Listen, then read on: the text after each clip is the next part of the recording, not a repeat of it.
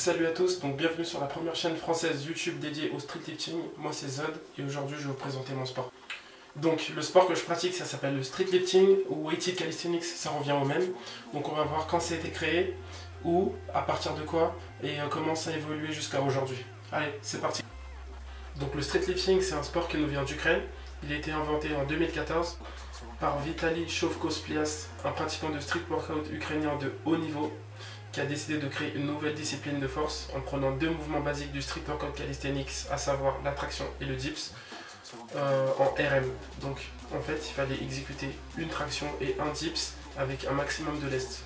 Et donc comme en powerlifting ou en haltérophilie, le gagnant ce sera celui qui réussit à réaliser deux mouvements au bout des 3 tentatives avec un total de poids maximal.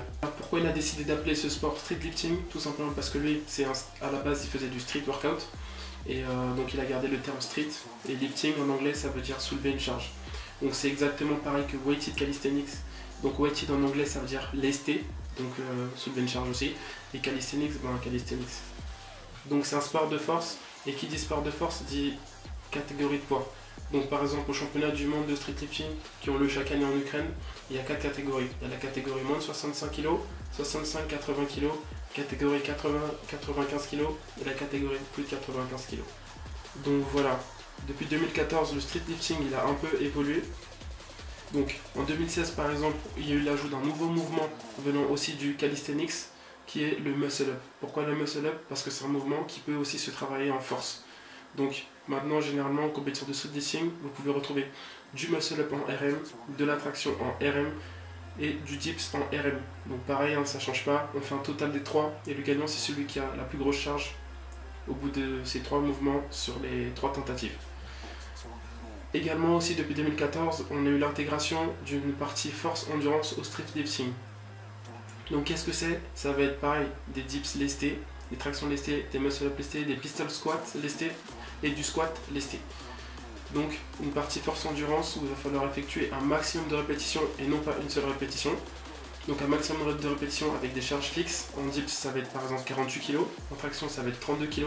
En muscle up c'est rare qu'il y en ait en compétition de force endurance parce que c'est dur à juger, donc c'est 10 kg quand il y en a. Et en pistol squat et en squat, pistol donc c'est de 16 à 32 kg et en squat c'est de 80 à 120 kg. Donc depuis 2014 le sport s'est un peu propagé partout dans le monde. Donc comme je vous ai dit, il y a eu l'ajout d'un nouveau mouvement pour la partie force qui est le muscle up. Donc en France par exemple on a déjà eu des compétitions de streetlifting avec de la traction, du dips et du muscle up en RM, pareil en Angleterre.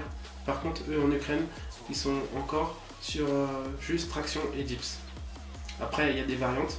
Donc il y a des personnes comme Adambo qui ont décidé de mélanger le streetlifting avec un autre sport, comme par exemple le powerlifting. Donc lui il a fait par exemple à sa compétition traction, dips et squat en RM. Donc voilà, donc ajout du muscle up en force et ajout de la partie force endurance en maximum de répétitions avec une charge fixe. Bon, assez parlé, maintenant je vais vous montrer quelques extraits de compétition pour que vous vous rendiez compte à quoi ça ressemble concrètement.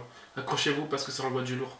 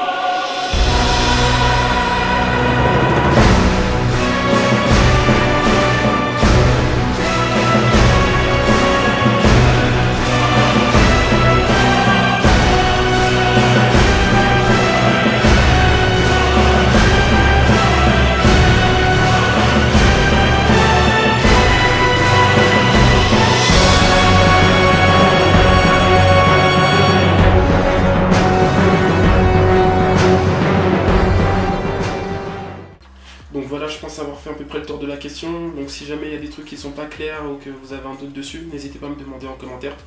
Et si la discipline vous plaît et vous intéresse, n'hésitez pas à vous abonner et à liker la vidéo parce que je vais partager mes routines, je vais partager ma progression et des astuces pour progresser dans ce sport. À la prochaine, ciao!